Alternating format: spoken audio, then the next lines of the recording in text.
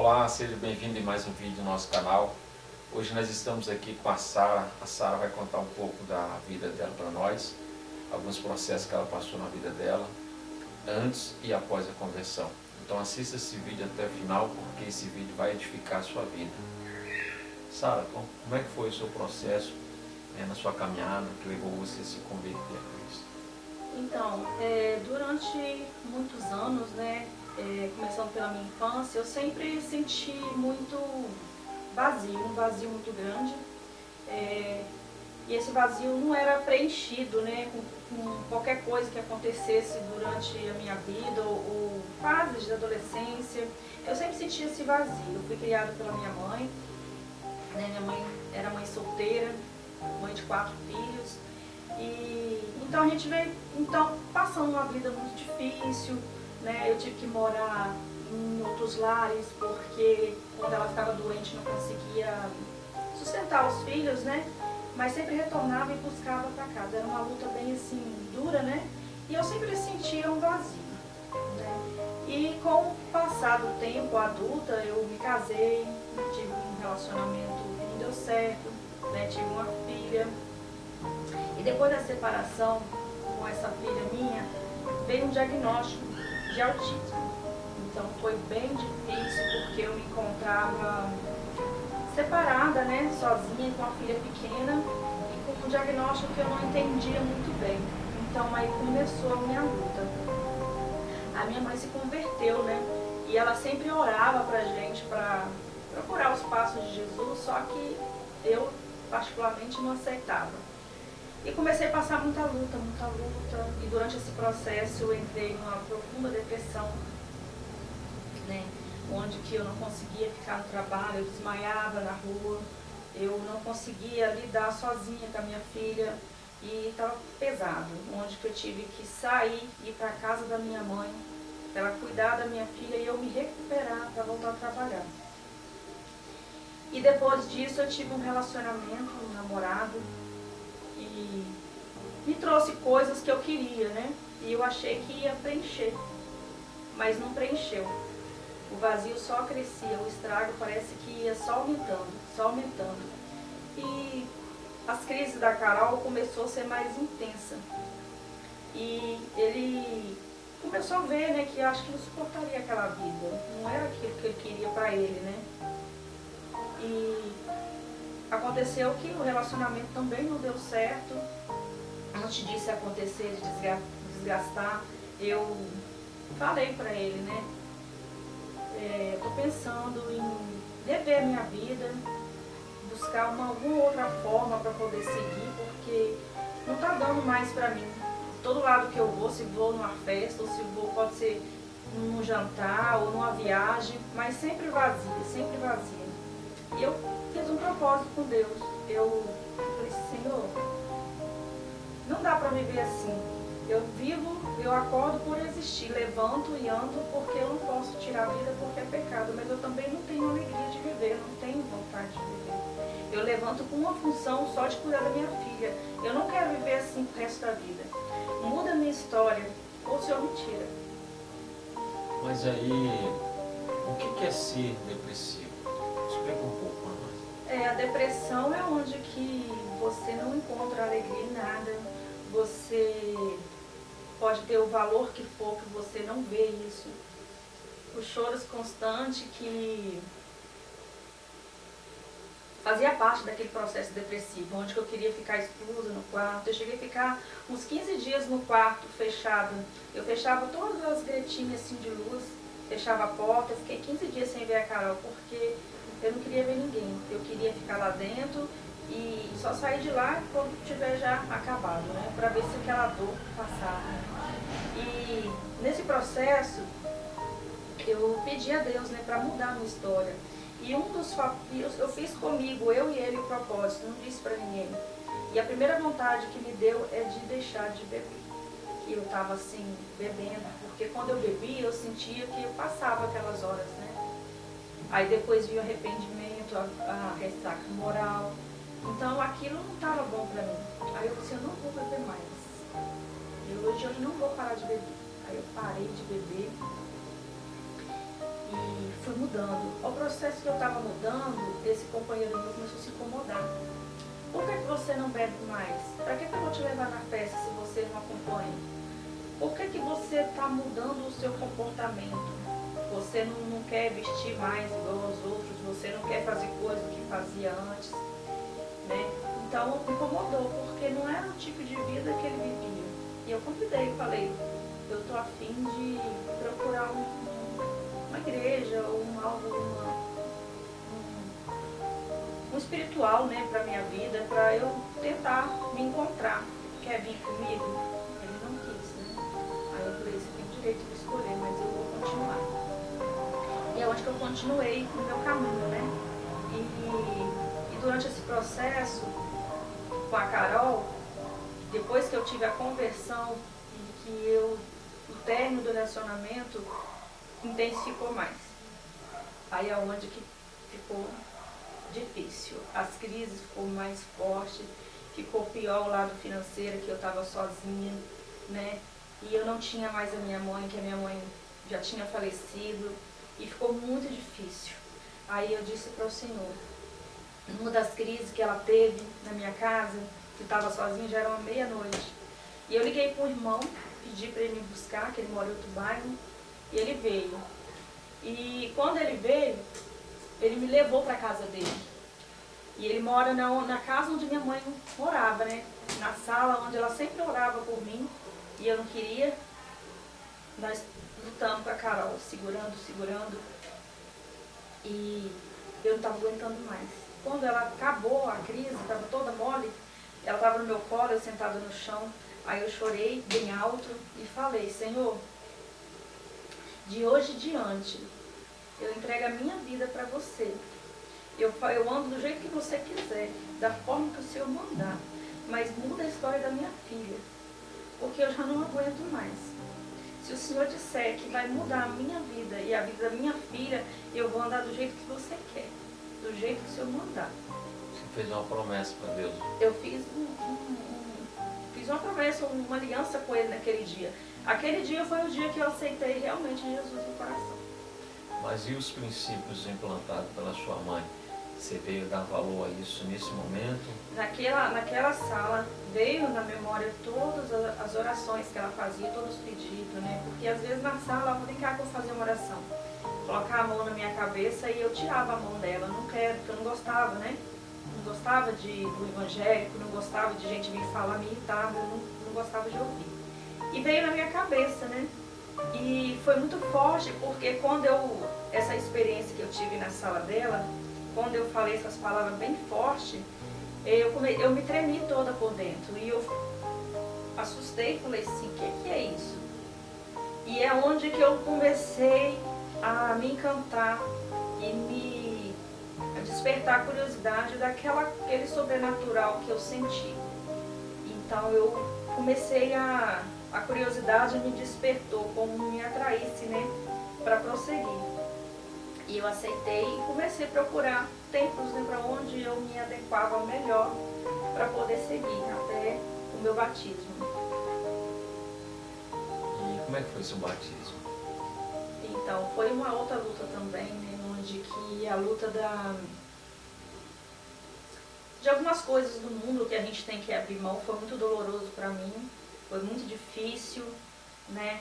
Mas eu, com muita oração, com muita intercessão, eu consegui pular esses desafios, essas coisas que desapega, né? Porque muitas vezes as pessoas não querem aceitar Cristo devido à vaidade, as coisas assim, uma festa, né? Bebida. Então, é muito fácil, né, você viver essa vida. E para você fazer uma renúncia dessa, você tem que fazer um esforço muito grande, né? E só você tendo um encontro verdadeiro com Deus, você consegue renunciar. Isso é fácil, o Espírito Santo ele te molda. Mas você tem que permitir. Quando você permite, você falar com a sua boca o que você quer, ele entra e faz o trabalho, né? Porque ele não vai entrar se você permitir. E quando eu falei bem forte, aquelas palavras foi com toda, acho que nunca tinha dito palavra com tanta intensidade de veracidade, sabe? De verdade mesmo. fazer uma aliança com você nunca viu, né? É uma fé. Então, naquele momento nasceu uma fé. E quando eu falo que é o Espírito Santo, né? Porque me tremeu toda por dentro. E quando eu senti aquele tremor, eu falei, ele existe, ele é de verdade.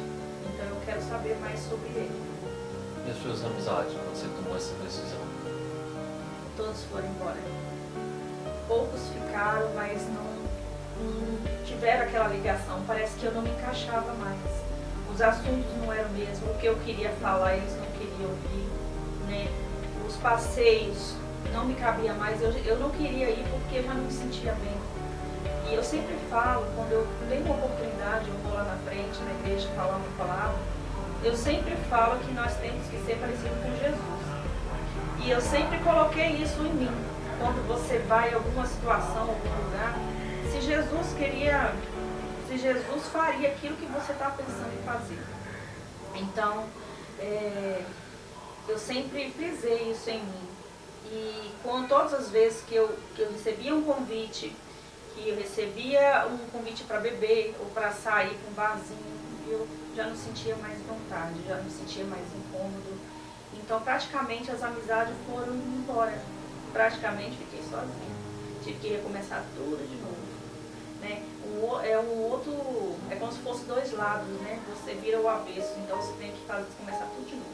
Fazer novas amizades. Então, eu me arrependo, sim, de não ter conhecido, de não ter tido a oportunidade de me converter antes. E conhecido o amor dele, né? Porque ele é extraordinário. Você teve alguma cura da parte de Deus nesse processo? Tive. Como eu disse, o fato da depressão, isso é de muitos anos, né? E eu oscilo bastante. Em momentos ela fica, né, forte e outros eu estou bem. E quando eu aceitei Jesus, que eu comecei a caminhar, assim que eu encontrei um templo para servir, eu disse para Jesus, como que eu vou lá na frente falar que o Senhor cura, que o Senhor liberta, se eu ainda sinto uma angústia que é tremenda dentro de mim. Esse buraco que está dentro de mim ainda não está preenchido. E como, Senhor, que eu vou falar da sua palavra com alegria se eu ainda sinto angústia no meu peito? E um dia eu sentada na minha cama, antes de dormir, eu faço a minha reflexão. E eu sentada, comecei a orar, né, pedindo a Deus para tirar. E eu falo que eu não estava dormindo nem cochilando, mas com os olhos abertos veio uma imagem assim, né, parece que eu apaguei quando eu abri o olho. Eu estava sentada numa sala, uma cadeira de balanço muito grande, e alguém puxava pelas mãos e me sentava naquela cadeira. E eu confiei, eu não via quem era, mas eu sentia tanta confiança que eu deixei ser conduzida e sentei. Tranquila, eu me sentia com uma paz, uma leveza tão grande. E sentei naquela cadeira, até encostei a cabeça. E veio uma mão, me enfiou a mão dentro do meu peito. Aí eu falei, na hora que ele veio com a mão, eu falei, que é isso? Aí veio uma imagem, né? Eu não vi o rosto, mas só uma veste branca, uma luz muito reluzente. Aí falou assim, sou eu que tiro a sua angústia. Então, na hora que ele falou assim, eu olhei para cima e vi uma presença assim muito grande, que eu não conseguia enxergar o rosto porque tinha mais de 2 metros de altura e a luz era muito forte. E quando ele disse assim, eu caí da cadeira de joelho e abracei os pés, né, agarrei na beirada assim da roupa e agarrei e falei assim, que é isso? Quem é você? Eu não quero me soltar. Eu não queria soltar, eu agarrei com todas as minhas forças, porque naquele momento eu queria que aquela presença me levasse para onde que fosse. Nem me passava na cabeça eu tinha filho, quem que eu ia deixar, mas eu queria ficar naquela presença, né? E eu acordei, e quando eu acordei eu estava tremendo, eu estava falando em línguas, estava um calorão e eu estava batendo os lábios, os dentes. e eu chorei. Eu não sabia se eu chorava, se eu ria ao mesmo tempo. E eu fiquei assim a noite toda sentada, maravilhada, né? E é uma das coisas, umas experiências que eu vou carregar por muito tempo, que é a primeira cura que ele me deu, a cura da minha angústia. Eu nunca mais senti angústia daquela forma, não. Então Jesus, o médico dos médicos, te visitou. Me visitou. E é uma experiência extraordinária.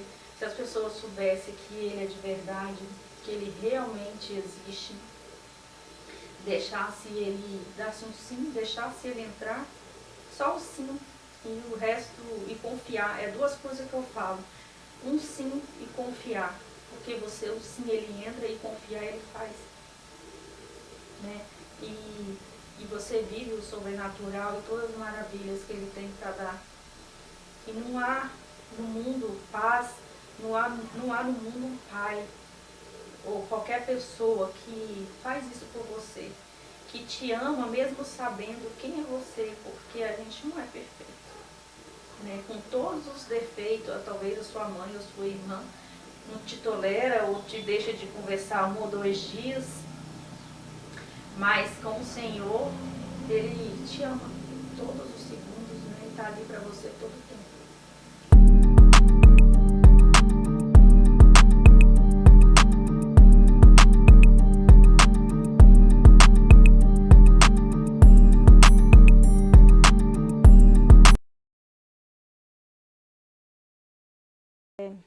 Um dos momentos, assim, difícil para mim foi que um pouco antes da minha mãe falecer, quando ela estava assim no momento final já da doença dela, né? Ela veio uma revelação sobre a minha paternidade, né? E me abalou muito. Apesar de algumas pessoas falarem que é uma coisa comum um filho não conhecer um pai, isso me aborreceu muito. Apesar que os meus irmãos não conhecem o pai também, né? Minha mãe criou todos os filhos sozinhos. E eu tinha meus 30 e poucos anos e não achei que aquilo ia me abalar, mas me abalou muito, né? Eu fiquei muito triste, eu me senti exclusa da família, eu me afastei. E antes dela morrer, eu conversei com ela e ela disse que não ia revelar quem era. Ela falou que não ia falar. E teve assim momentos difíceis, né? Porque eu queria pressionar, mas ela estava doente e estava naquele impasse, naquela coisa me sufocando. E até que chegou um momento que ela ficou bem ruim no hospital e eu conversei com ela, pedi para falar, para revelar. Eu falei assim, que nada ia tirar o lugar dela, mas que eu queria saber a minha origem, né? Até mesmo pela minha filha, queria saber minha identidade, meu sobrenome, né? Essas coisas. E ela disse, eu vou melhorar e quando eu ficar boa, eu vou buscar ele para você. Só que ela não melhorou e nem me deu algumas pistas vagas, né? Eu conversei com o médico na época e ele disse que não era confiável porque já estava oscilando muito a mente, né? E eu anotei aquelas informações, poucas, e ela partiu. E depois de um ano, eu comecei a investigar. Fui em lugares onde eu morei, conversei com pessoas antigas e ninguém sabia, porque eu não sei o que aconteceu no passado, qual é o motivo de esconder, né? Perguntei se era alguma situação embaraçosa, mas eu não tive essas respostas. Então, esse segredo, essa questão de não querer revelar, isso me aumentava mais ainda a minha tristeza, a minha angústia e a vontade de descobrir. Então eu fui em umas 2 cidades vizinhas, procurei, coloquei no rádio, procurei pessoas, ia anotando no caderno. Eu tenho esse caderno com as anotações. E com o pouco que eu tinha, eu fui chegando a várias pessoas que deu no estado, né? O estado de Rondônia. E eu consegui, por nomes, né? Liguei para a prefeitura, fiz esse trabalho todo e consegui chegar uma pessoa.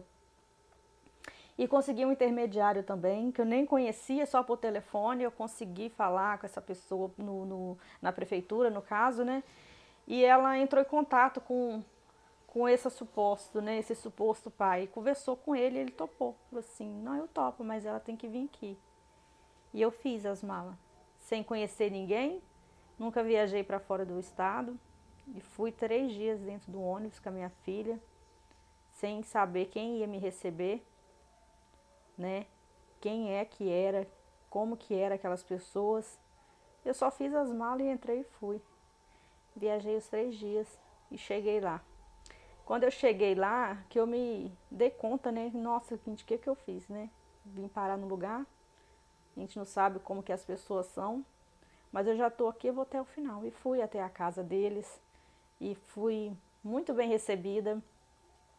Eu fiquei 30 dias na casa daquelas pessoas e eu vou falar que foi 30 dias de muita felicidade.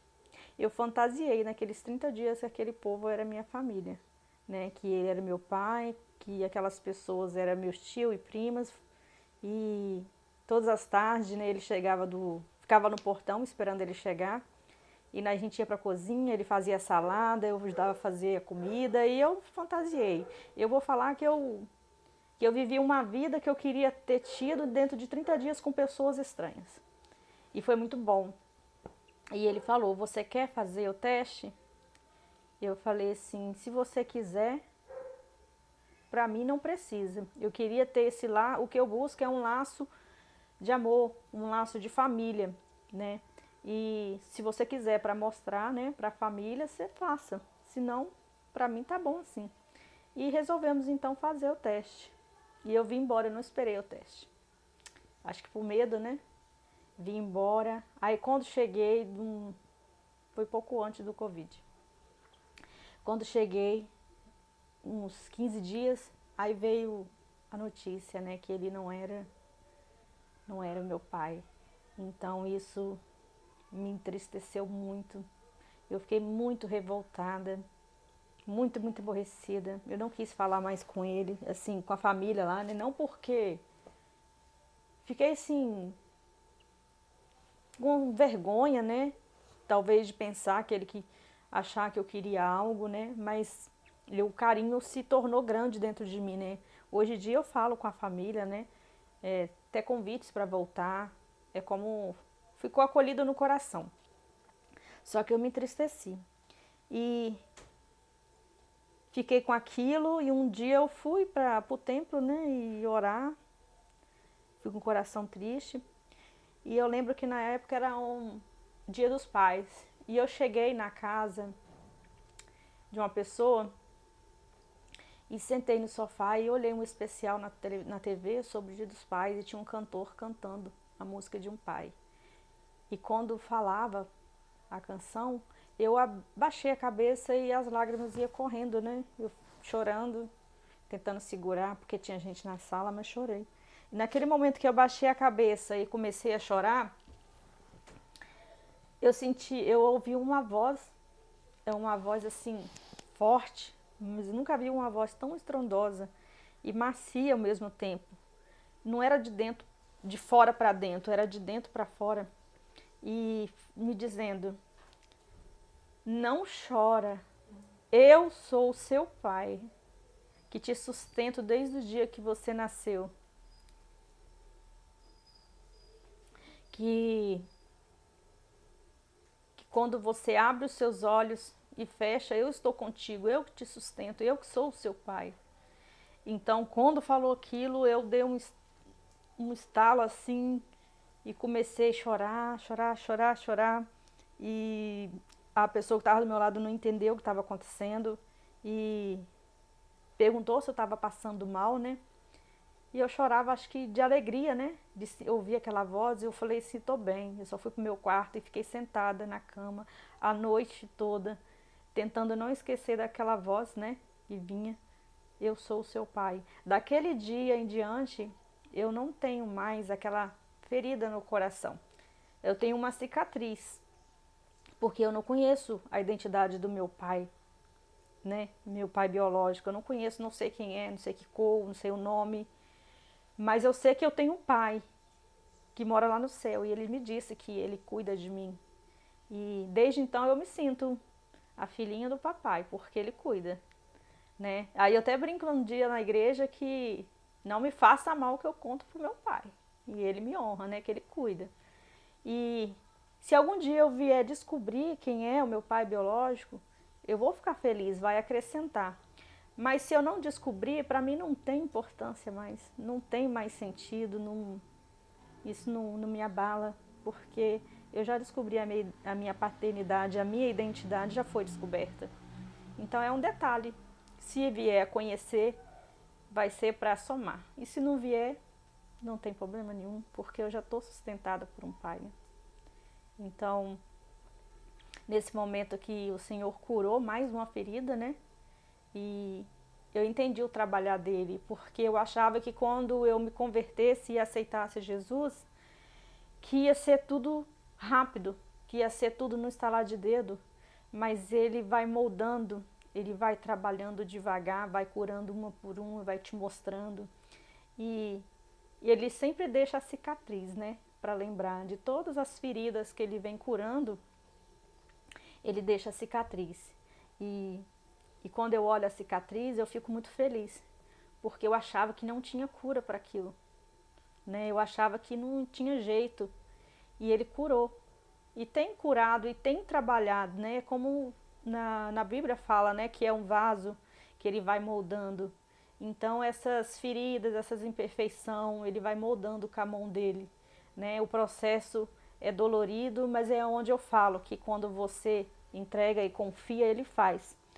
Tem que confiar, porque o trabalhar dele é lento, mas é perfeito. Deus é fiel. Muito fiel. E ele, seja lá qual for a sua ferida, seja lá qual for o seu trauma, não há ferida, não há problema que ele não possa resolver. Ele faz acontecer, ele transforma, ele te renova, te põe de pé, te faz uma pessoa nova. Porque quando a gente acha que certas coisas acontecem na vida da gente, que não tem jeito mais, que você vai perecer, mas quando você confia nele, ele te surpreende. E a surpresa dele, nenhum ser aqui da terra pode te dar. Só ele. E é maravilhoso. Maravilhoso ter um encontro com Jesus. Quem tem a oportunidade de ter um encontro verdadeiramente com ele, não volta para trás. Não volta, porque não vai achar lá atrás nada, não existe nada semelhante ao amor de Cristo. Você já teve vários convites para retornar para trás, voltar para trás? É constante, né, os convites, né? No dia a dia, você olha para trás e vê aquela vida fácil, né? Uma vida mais, vou falar descontraída, porque é um caminho mais largo, então te deixa mais à vontade, né? Então, às vezes, a pessoa oferece um convite, ou até quer pagar, né, para você ir acompanhar, para beber. Então, você tem que lembrar que Cristo te restaura, que Cristo está presente, e não trocar esses momentos de segundos de felicidade por uma vida eterna, né?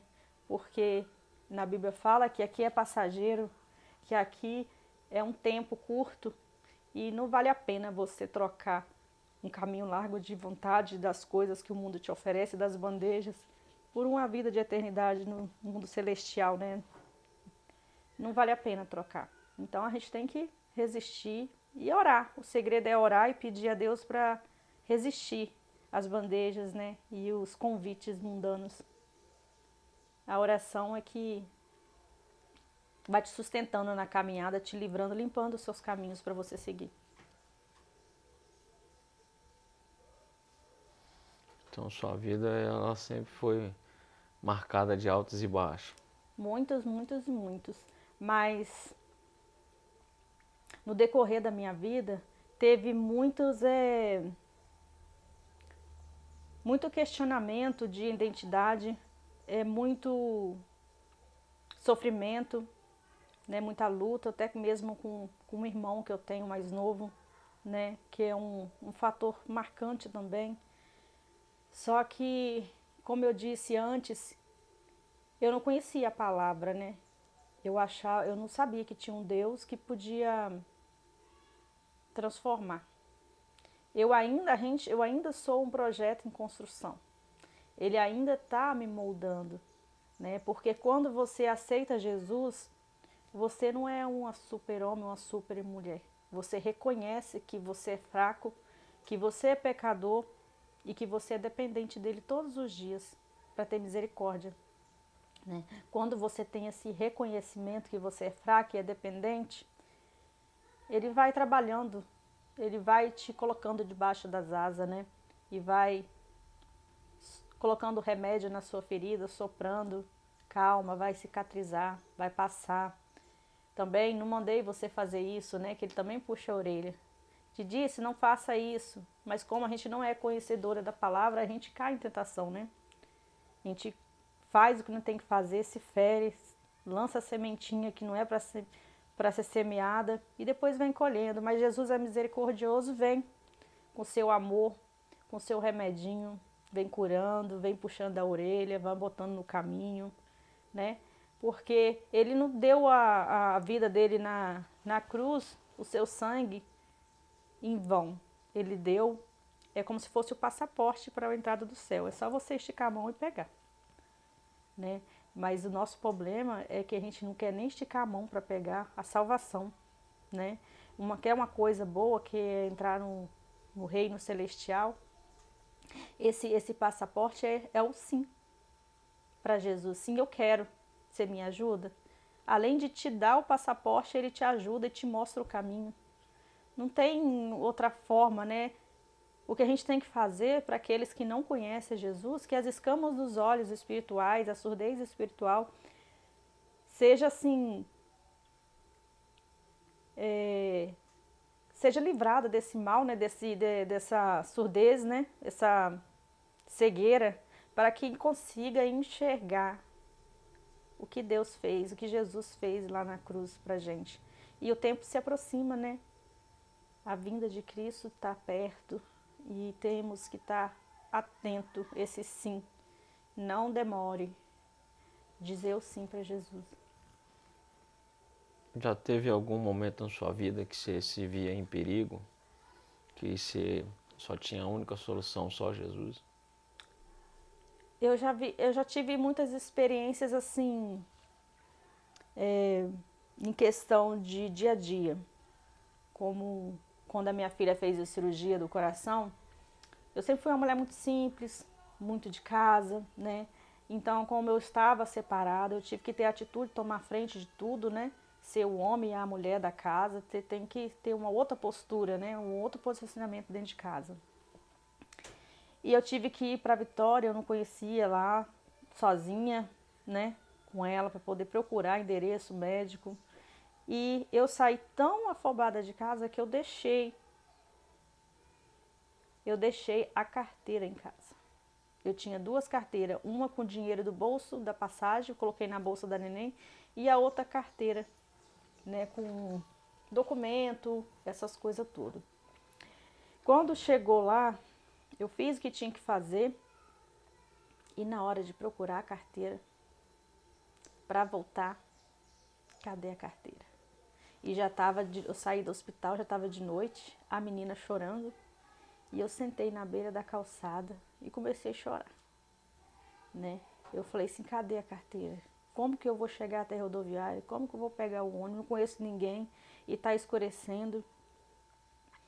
E eu sentei com ela, sentei ela no meio fio e fiquei. Agora eu não sei, vou ter que dormir na rua com essa menina. E veio uma mulher. Do nada aquela mulher brotou. Quando eu olhei aquela mulher, que eu vi que era de Colatina, eu gelei toda. Aí a mulher disse, o que você está fazendo aqui? Eu falei, sim, eu vim numa consulta. Você está indo embora? Eu falei assim, tô. Ela falei assim, vamos que eu te levo. O meu carro está logo ali. Aquilo eu gelei todinha. Eu não conhecia Jesus naquela época, mas eu me gelei e eu fiquei em estado assim. E eu entrei e ela me trouxe na porta de casa. Uma das questões, né? E na outra vez eu tive que retornar e eu peguei um vendaval, né? Chuva, tempestade. E quando eu estava indo pro ponto com ela para ir embora também, eu com a sombrinha, a bolsa e ela no colo, veio o vento e jogou a sombrinha para trás. E eu falei, eu já não entrei debaixo de uma árvore e falei, meu Deus, como que eu vou chegar? Que a minha filha era grandona, mas ela pedia colo, né? E eu estava cansada o dia inteiro com ela no colo, cansada, com bolsa pesada. Eu falei, se eu parar aqui, eu vou perder o ônibus. Que horas que eu vou chegar em casa? Com ela já chorando, com fome, com dinheiro contado. Veio novamente uma mulher, mas essa mulher eu não vi o rosto dela. Ela não parou. Ela só disse, me dá a sua bolsa. Aí eu falei assim, não, eu tenho que ir pro ponto. Ela falou assim, eu tô indo pro ponto, vamos que eu vou levar a sua bolsa. Ela só apanhou a minha bolsa, não deu tempo de ver o rosto dela. Eu tampei a cabeça da Carol e fui pro ponto, ela me levou pro ponto. E na hora que eu cheguei no ponto, ela deu sinal pro ônibus, não sabia para onde eu ia, não sabia. Deu sinal pro ponto, você entra que é esse aí, seu ônibus. Mas qual é o ônibus? Assim, esse ônibus é o que você vai pegar. Eu entrei com a Carol, sem olhar o itinerário do ônibus, e parei na rodoviária, né? Então, são imensos e infinitos detalhes de coisas do cotidiano que Deus cuidou de mim, né? Então, se eu for parar para falar aqui, vai ser um dia, uma noite. Mas o ônibus era o ônibus certo? Era o ônibus que eu tinha que pegar para a rodoviária. Eu não olhei o itinerário, ela não me conhecia, eu não vi o rosto dela. E ela falou, entra que é esse aqui que é o seu ônibus. E quando a Carol dava as crises, eu ficava muito apavorada. Eu não conseguia raciocinar. Né, eu tinha que levar um tempo para poder recuperar, para acalmar, para poder pegar o ônibus. Eu não tinha esse tempo, tinha que pegar logo, né? Ou a passagem comprada. Ia ser o maior trabalho, né? Sem dinheiro. E Deus estava lá cuidando. Quando, na minha conversão, hoje, eu paro e volto atrás e eu vejo. Era um anjo do Senhor. Era Jesus que estava cuidando. Aí volta lá de quando ele me curou sobre o meu pai, que ele disse que era o meu pai. Realmente ele era meu pai. Ele é meu pai. Ele já estava cuidando, eu não sabia, né? E outra coisa que eu falo, uma das experiências que eu tenho até hoje. Quando eu quero me desligar e falar com o meu Senhor, eu vou para minha pia. Eu poderia, né, escrever umas páginas, uns livros sobre a minha pia. Que quando eu estou ali, eu consigo me ligar. É como se eu abrisse a porta da sala do Senhor e ficasse de esquininha falando com Ele, né? Senhor, eu preciso disso, eu preciso resolver isso, eu preciso de comprar isso aqui até amanhã, não tenho a providência, né? E no outro dia, eu ter aquilo que eu pedi na minha pia, chegar do jeito que eu queria, da marca que eu queria. E eu li, né, ficava assim, meu Deus, eu acabei de falar, eu acabei de pedir, no outro dia a providência já chegou. E uma das experiências assim bem forte foi depois na pandemia, que as crianças ficam em casa, né, e eu tinha uma dificuldade, certa dificuldade para sair de casa. E as atividades escolares é rodada, né, e eu tinha que descer para poder pegar essas atividades. Eu falei, como que eu vou sair de casa para pegar isso? Sem poder, né, por causa da pandemia e a questão de locomoção da minha filha, né, da questão de ônibus. E eu falei, Senhor, arruma providência, porque eu não sei como que eu vou fazer. E até mesmo dinheiro para pagar, né, mensalmente, semanalmente, aquelas atividades rodadas, porque estava numa crise difícil. Dinheiro até para comprar um pão estava complicado. Não falta o arroz e o feijão, mas para certas coisas, né, fica difícil. E quando eu terminei de orar, bateu o portão forte. E eu falei assim, tô orando, não vou abrir. Bateu de novo. Aí eu larguei, enxuguei minha mão e fui abrir o portão a mulher. Hein, você quer comprar uma revista aqui, que estou vendendo as coisas de revista? Eu falei assim, não, agora eu não posso, eu não tenho condições. Ele falou assim, e sua menina está estudando? Eu falei assim, tá em casa, né, por causa da pandemia. Aí ela disse, você já está imprimindo as atividades dela? Eu falei assim, ainda não. Aí ela falou assim, eu tenho impressora, se você quiser eu imprimo para você. Todos os dias eu peço a minha filha para colocar aqui na caixinha de correio. Aquilo me arrepiou todinha. Se eu tivesse cabelo no calcanhar do pé, tinha arrepiado da resposta do Espírito Santo. Eu comecei a tremer, falei, vou entrar no mistério agora. E eu fiquei tão maravilhada, é uma das coisas assim que eu sempre lembro, né? Porque eu acabei de orar, eu não queria nem atender o portão. E eu entrei sorrindo, né? Jesus falando, olha o que eu faço por você. E todos os dias, até o fim da pandemia, todos os dias eu ia na caixinha de correio, as atividades estavam lá. É o cuidado que ele tinha, né? É o cuidado que o pai tem com o filho.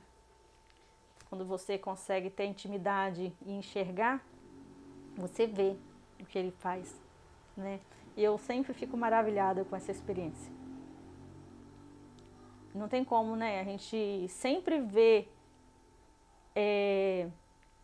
o sobrenatural dele. Você às vezes já está acostumado, né, com esse sobrenatural, mas quando acontece você fica maravilhado.